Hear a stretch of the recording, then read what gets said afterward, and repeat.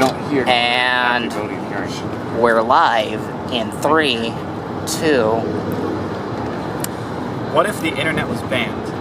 Now this has practicality because 85% of the internet is banned, in America at least, and 100% is banned in other countries like North Korea, where you can't actually read anything on the internet. The relevance to this is because a lot of stuff on the internet is very bad for you to see, and so the government doesn't want you to see this. The government is the person who actually bans these things, and you can also petition online for these things to be banned.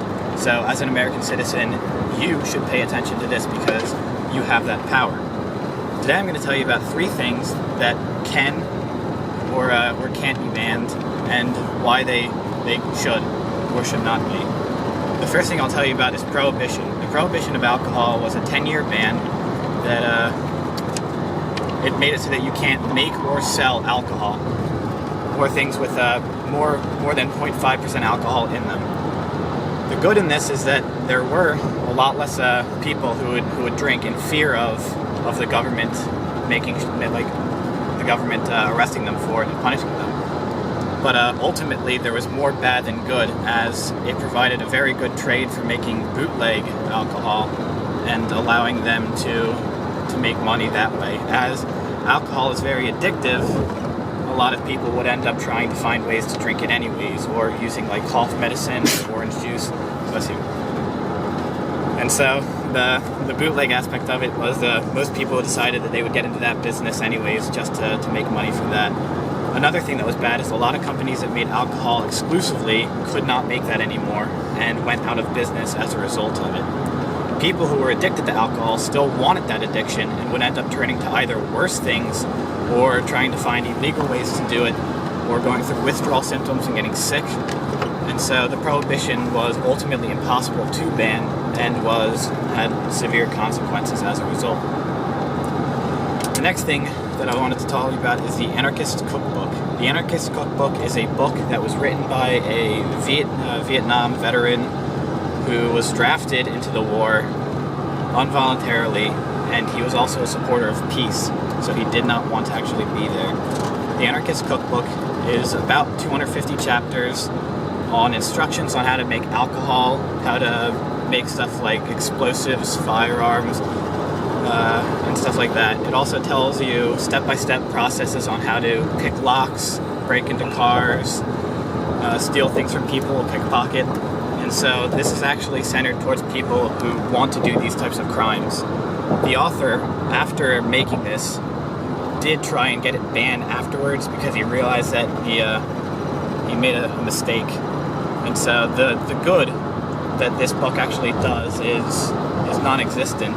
It doesn't provide a good asset to the community, although it does stuff like it gives them knowledge on stuff that they otherwise wouldn't want to know, as it gives them the incentive to break into stuff. And when people want to break into cars and to steal things, most often than not, the thing that keeps them from doing that is because they don't know how to. And so it provides them with that dangerous knowledge. And most of the stuff that was in there is stuff from the Vietnam era, and so people that try it today, it might be like faulty stuff and outdated. And so a lot of the stuff that is made is dangerous to either society or themselves, the person making it, because they're pretty old. If it can be banned, as it's only published by like 1 or 2 companies, and so the risk and reward factor would make it so that it might as well not be published anymore. And so if they did ban the publishing of that book, it wouldn't be worth it to actually publish it, and so they would probably stop publishing it and it would be taken off the market. And the last thing I want to tell you about is the federal assault weapons ban. It's currently trying to be passed in America and has been before. What it basically entails is that you can't make or distribute fully automatic weapons or semi-automatic weapons that have 2 accessories that resemble its fully automatic counterpart. It also bans high-capacity magazines, which are things that hold ammunition, and the high capacity means that it holds more than 10 rounds.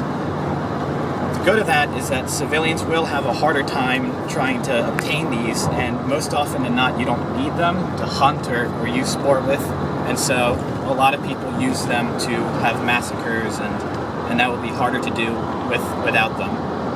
The bad is that more often than not, people use these assault weapons to defend themselves rather than hurt other people, so you're also taking away a good source of defense for American citizens.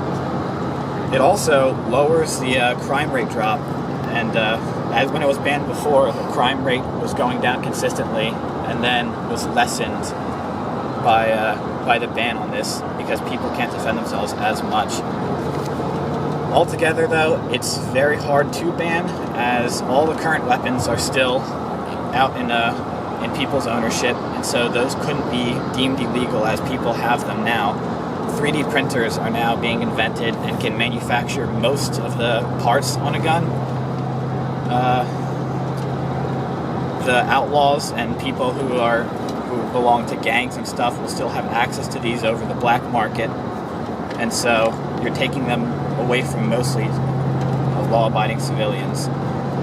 So, altogether, I told you about the Prohibition, Anarchist Cookbook, and Federal Assault Weapons Ban, and the main reason why these can or cannot be banned is because it's hard to, and not because it actually is bad for society.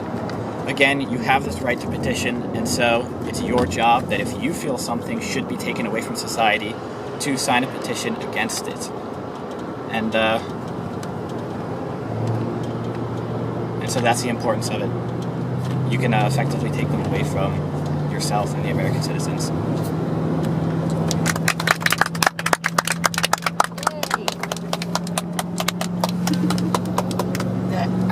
Okay. Good job.